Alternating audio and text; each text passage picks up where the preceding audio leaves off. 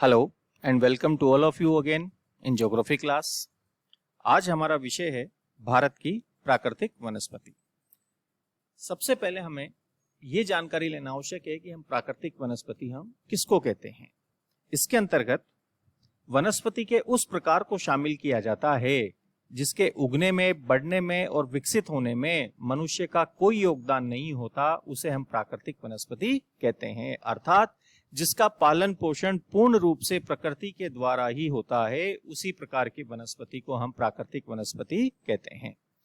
प्राकृतिक वनस्पति पर जलवायु और ऊंचाई आदि कारक सबसे अधिक महत्वपूर्ण भूमिका निभाते हैं प्रभावित करने के अंदर, और जलवायु के अंतर्गत तापमान और वर्षा और उच्चावच का अर्थ यानी अर्थात ऊंचाई, ये जो कारक हैं ये सर्वाधिक महत्वपूर्ण माने जाते हैं जो कि वनस्पति को प्रभावित करते हैं। भारत के अंतर्गत यदि हम देखते हैं तो भारत में तापमान संबंधी विविधताएं जितनी की वनस्पति के विकास के लिए आवश्यक होती है उसमें इतनी अधिक नहीं मिलती है जितनी की वर्षा के अंतर्गत मिलती है। इसी कारण से भारत में वर्षा की मात्रा जो है वो वनस्पति को प्रभावित करने वाला एक अत्यधिक महत्वपूर्ण तथ्य है। इसी कारण ये कहा जाता है कि भारत में वनस्पति मुख्यतः वर्षा का अनुसरण करती है। वहीं ऊंचाई के अर्थात बढ़ती हुई ऊंचाई के कारण जलवायु दशाओं में परिवर्तन हो जाता है, जिसके कारण से भी वनस्पति के प्रकारों के अंतर्गत हमें परिवर्तन दिखाई देता है। तो इस रूप में हम यो कह सकते हैं कि भारत में वनस्पति को प्रभावित करने के अंतर्गत जलवायु और ऊंचाई अर्थात उच्चावच दो ऐसे कारक हैं जो कि महत्वपूर्ण भूमिका के रूप में, महत्वपूर्ण कारक के रूप में वनस्पति को प्रभावित करते हैं। भारत के लगभग 19.47% भाग पर वन पाए जाते थे। वर्तमान आंकड़ों के अनुसार भारत के अंतर्गत कुल क्षेत्रफल के लगभग 21.02% भाग पर वनस्पति का विस्तार माना गया है। कुल वनों का 93% भाग जो है वो उष्णकटिबंधीय वनों का है, वहीं 7% भाग शीतोष्ण कटिबंधीय वनों का है। चूंकि भारत के अंदर जलवायु में अत्यधिक भिन्नता पाई जाती है, जिस भिन्नता के कारण ही भारत में विश्वतीय से लेकर के अल्पाइन किस्म की अर्थात विश्व में जितने भी प्रकार की वनस्पति पाई जाती है, वनस्पति के सभी प्रकार हमें भारत के अंतर्गत दिखाई देते हैं, क्योंकि यहाँ पर जलवायु के अंतर्गत विभिन्न प्रकार की विभिन्नताएं विद्यमान हैं। तो भारत के अंदर जितने भी प्रकार की वनस्पति पाई जाती है, उस संपूर्ण प्रकार की वनस्पति को हम अध्ययन की दृष्टि से 8 भागों के अंतर्गत बांट करके पढ़ते हैं। इन 8 भागों के अंतर्गत प्रथम 5 प्रकार जो हैं वो वर्षा की मात्रा के आधार पर निर्धारित हैं, और अंतिम 3 प्रकार जो हैं वो उच्चावच के कारकों के आधार पर निर्धारित है। हम उनका अध्ययन उसी रूप के अंतर्गत यहाँ पर करते हैं।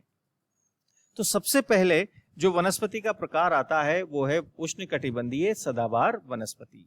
ये भारत की कुल वनस्पति का 12.10% भाग है। जहां पर वर्षा की मात्रा 200 सेंटीमीटर से अधिक होती है, वहां पर इस प्रकार की वनस्पति पाई जाती है। इस रूप में उत्तर पूर्वी भारत, पश्चिमी घाट का पश्चिमी ढाल और अंडमान निकोबार द्वीप समूह ऐसे क्षेत्र हैं जहां पर इस प्रकार की वनस्पति हमें दिखलाई देती है। अधिक वर्षा व उच्च तापमान तथा अधिक आर्द्रता के कारण से वनस्पति का सघन आवरण यहाँ पर पाया जाता है। वृक्षों की ऊंचाई भी अत्यधिक होती है, जो कि लगभग 30 से 60 मीटर तक हमें देखने को मिलती है। ये वन आर्थिक दृष्टि से तो अधिक महत्वपूर्ण नहीं है, किंतु जैव विविधता और पारिस्थितिकी दृष्टि से अत्यधिक महत्वपूर्ण है। रबड़, महोगनी, आबूनस, लोकास, ताड़, बांस, बेत, सिनकोना आदि प्रमुख वृक्ष यहाँ पर पाए जाते हैं। इसी प्रकार दूसरे प्रकार की जो वनस्पति आती है, दूसरे प्रकार की वनस्पति को हम उष्णकटिबंधीय आर्द्र मानसूनी वनस्पति कहते हैं। ट्रॉपिकल वेट मानसून फॉरेस्ट है, जो कि कुल वनस्पति का 33.92% भाग अर्थात 33.92% भाग पाया जाता है। यहाँ जहां पर वर्षा की मात्रा 100 से 200 सेंटीमीटर के बीच है, वहां पर इस प्रकार की वनस्पति पाई जाती है। इसे हम पर्णपाती या पतझड़ वन या मानसूनी वन के नाम से भी जानते हैं, और ये भारत के अधिकांश भागों के अंतर्गत अर्थात बिहार, उत्तर प्रदेश, उड़ीसा, पश्चिम बंगाल, महाराष्ट्र, आंध्र प्रदेश, कर्नाटक, मध्य प्रदेश, तमिलनाडु, केरल के अधिकांश भाग, पश्चिमी घाट का पूर्वी ढाल और हिमालय के तराई क्षेत्र आदि क्षेत्रों के अंतर्गत हमें इस प्रकार की वनस्पति का विस्तार दिखलाई देता है। यहाँ पर वृक्षों की ऊंचाई 20 से 45 मीटर तक रह जाती है। इसमें झाड़ियों और लताओं का हमें अभाव देखने को मिलता है। ये वन आर्थिक दृष्टि से सर्वाधिक उपयोगी हैं, जिसके कारण से इनका सर्वाधिक शोषण भी हुआ है। सागवान, साल, चंदन, शहतूत, महुआ, आंवला, शीशम आदि इन प्रकार की वनस्पति के अंतर्गत पाए जाने वाले प्रमुख वृक्ष हैं। तीसरे प्रकार की जो वनस्पति आती है उसे हम कहते हैं उष्णकटिबंधीय शुष्क मानसूनी वन। ये कुल वनस्पति का 13.16% भाग है। ये वनस्पति उन क्षेत्रों में पाई जाती है जहां पर 50 से 100 सेंटीमीटर वर्षा होती है। इस रूप में पूर्वी राजस्थान, उत्तरी गुजरात, पश्चिमी मध्य प्रदेश, दक्षिण पश्चिम उत्तर प्रदेश, दक्षिण पंजाब, हरियाणा, पश्चिमी घाट के वृष्टि छाया प्रदेश ऐसे क्षेत्र हैं जहां पर इस प्रकार की वनस्पति विकसित है। यहाँ पर वृक्षों की ऊंचाई और कम हो जाती है, 6 से 9 मीटर, तथा इनकी जड़ें गहरी होती हुई चली जाती हैं। महुआ, बबूल, पलाश, तेंदू, खेर, कीकर, बरगद, पीपल, नीम इत्यादि प्रमुख वृक्ष हैं। अगली जो वनस्पति आती है उसे हम कहते हैं अर्ध मरुस्थलीय या मरुस्थलीय वनस्पति। इस प्रकार की वनस्पति 50 सेंटीमीटर से कम वर्षा वाले भागों के अंतर्गत पश्चिमी राजस्थान और उत्तर पश्चिमी गुजरात के अंतर्गत पाई जाती है। यहाँ पर वृक्ष छोटी छोटी झाड़ियों के रूप में होते हैं, जिनकी जड़ें लंबी, पत्तियां मोटी और कंटीली होती है ताकि वाष्प उत्सर्जन न्यूनतम हो सके। खेजड़ा, खजूर, नागफनी, बबूल, रोहिड़ा आदि प्रमुख वृक्ष हैं। पांचवें जो प्रकार की वनस्पति आती है उसे हम ज्वारीय वनस्पति कहते हैं। इसे हम मैंग्रोव या गरान वनस्पति के नाम से भी जानते हैं, जो कि हमारे निम्न डेल्टाई भागों में, चाहे वो गंगा ब्रह्मपुत्र का डेल्टा हो, महानदी का हो, गोदावरी, कृष्णा, कावेरी नदियों का हो, इन डेल्टाई भागों के अंदर इस प्रकार की वनस्पति का हमें विस्तार देखने को मिलता है। इन वृक्षों के यहाँ पर जो वृक्ष पाए जाते हैं उनकी जड़ें जटा की तरह होती है, जो तने को ऊपर उठा करके रखती है। नारियल, ताड़, बेंत, बांस, सुंदरी और सोनेरिटा, फोनिक्स इत्यादि प्रमुख वृक्ष हैं जो कि यहाँ पर पाए जाते हैं। सुंदरी वृक्षों की अधिकता के कारण ही गंगा ब्रह्मपुत्र के डेल्टा को हम सुंदरवन का डेल्टा भी कहते हैं।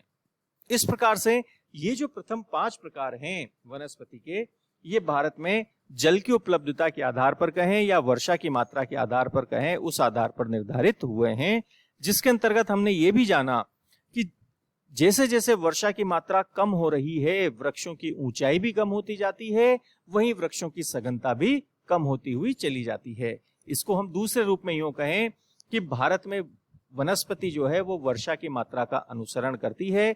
जैसे जैसे वर्षा की मात्रा बढ़ती है, वृक्षों की ऊंचाई और सघनता भी बढ़ती है, या वर्षा की मात्रा कम होने पर वृक्षों की ऊंचाई और सघनता भी कम होती हुई जाती है। अगले जो 3 प्रकार की वनस्पति है उस पर हमें उच्चावच का प्रभाव स्पष्ट रूप से दिखाई देता है। इस उच्चावच के प्रभाव को भी स्पष्ट रूप से अध्ययन के लिए हम इसे भी 2 भागों के अंतर्गत बांट लेते हैं, प्रायद्वीपीय भारत और हिमालय। प्रायद्वीपीय भारत के चूंकि अधिक ऊंचाई वाला भाग नहीं है, यहाँ पर अधिकतम जो सर्वाधिक ऊंची चोटी है अनाईमुडी वो पाई जाती है। उस अनाईमुडी से अधिक ऊंचाई का भाग प्रायद्वीपीय भारत में नहीं मिलता है, 2695 मीटर तक। इस कारण से यहाँ पर हमें ऊंचाई का प्रभाव अलग रूप में दिखाई देता है। वहीं हिमालय के अंदर चूंकि वो विश्व की सबसे अधिक ऊंचाई वाली पर्वतमाला है, इसलिए वहां पर हमें उच्चावच का प्रभाव अलग रूप से दिखाई देता है। वहीं अक्षांशीय स्थितियों के कारण से भी प्रायद्वीपीय भारत के अंदर हमें जलवायु दशाओं का विभिन्न प्रकार और हिमालय के अंतर्गत हमें विभिन्न प्रकार दिखाई देते हैं। इसलिए हम भारत की वनस्पति में उच्चावच के आधार पर उसे 2 भागों में बांट करके पढ़ते हैं, प्रायद्वीपीय भारत की वनस्पति और हिमालय की वनस्पति। प्रायद्वीपीय भारत की वनस्पति को भी हम उच्चावच के आधार पर 2 भागों के अंतर्गत बांटते हैं। पहला आता है आर्द्र उपोष्ण पहाड़ी वनस्पति और दूसरा आता है आर्द्र शीतोष्ण पहाड़ी वनस्पति। 1000 से 1500 मीटर की ऊंचाई तक प्रायद्वीपीय भारत के अंदर आर्द्र उपोष्ण पहाड़ी वनस्पति हमें देखने को मिलती है, जो कि सदाबहार होती है। इसके अंतर्गत पश्चिमी घाट है, पूर्वी घाट, सतपुड़ा, महादेव, मेकाल, नीलगिरी, अन्नामलाई, कार्डामम की पहाड़ियां, ये सभी भाग इसके अंतर्गत शामिल हो जाते हैं और इन वनों को शोलास के नाम से भी जाना जाता है। इससे अधिक ऊंचाई पर अर्थात 1500 मीटर से अधिक ऊंचाई वाले भाग जो कि प्रायद्वीपीय भारत में विद्यमान हैं, जो कि मुख्य रूप में अन्नामलाई, नीलगिरी और पालनी की पहाड़ियों पर हैं, वहां पर इस प्रकार की वनस्पति पाई जाती है। इनके अंतर्गत मैग्नोलिया, लॉरेल और एल्म प्रमुख वृक्ष हैं जो कि यहाँ पर पाए जाते हैं। इसी प्रकार हिमालय की जो वनस्पति है, उस हिमालय की वनस्पति को भी हम अलग अलग भागों में बांट करके अध्ययन करते हैं, क्योंकि हिमालय अत्यधिक लंबाई के अंदर विस्तृत है और उसके कारण से जलवायु दशाओं में भी हमें परिवर्तन दिखाई देता है। इसीलिए हिमालय पर ऊंचाई के अनुसार हमें जलवायु व वनस्पति में भिन्नता दिखाई देती है। हिमालय के पूर्वी भाग में पश्चिमी हिमालय की अपेक्षा अधिक वर्षा होती है, इस कारण से यहाँ पर वनस्पति में भिन्नता पाई जाती है।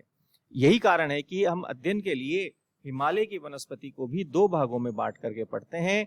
88 डिग्री पूर्वी देशांत रेखा के सहारे हमने हिमालय वनस्पति को दो भागों में बांटा है, पूर्वी हिमालय की वनस्पति और पश्चिमी हिमालय की वनस्पति।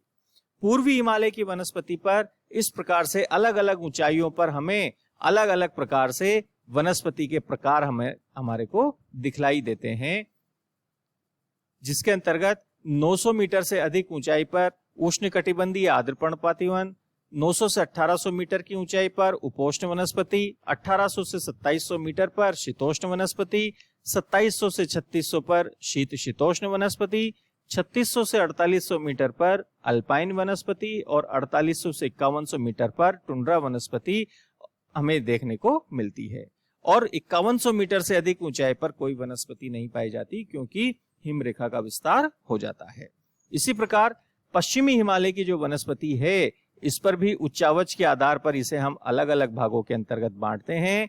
1500 मीटर की ऊंचाई तक हमें उपोष्ण कटिबंधीय वनस्पति का विस्तार देखने को मिलता है, वहीं 1500 से 3600 मीटर तक हमें शीतोष्ण कटिबंधीय वनस्पति और 3600 से 4500 मीटर तक हमें अल्पाइन वनस्पति का विस्तार देखने को मिलता है। और 4500 मीटर से अधिक ऊंचाई पर फिर हम वनस्पति कम होती हुई चली जाती है, क्योंकि हिम का विस्तार बढ़ता हुआ चला जाता है। इस प्रकार हमने इस अध्याय के अंतर्गत भारत की प्राकृतिक वनस्पति के अंतर्गत जाना है, जिसके अंतर्गत वनस्पति के विभिन्न प्रकार और उनकी विशेषताएं और उनके क्षेत्रों के बारे में हमने यहाँ पर जानकारी प्राप्त की है। आप इसी प्रकार हमारे साथ बने रहिएगा। हम इसी प्रकार भारत के भूगोल के बारे में विभिन्न विषयों पर जानकारी प्राप्त करते रहेंगे। Thank you very much.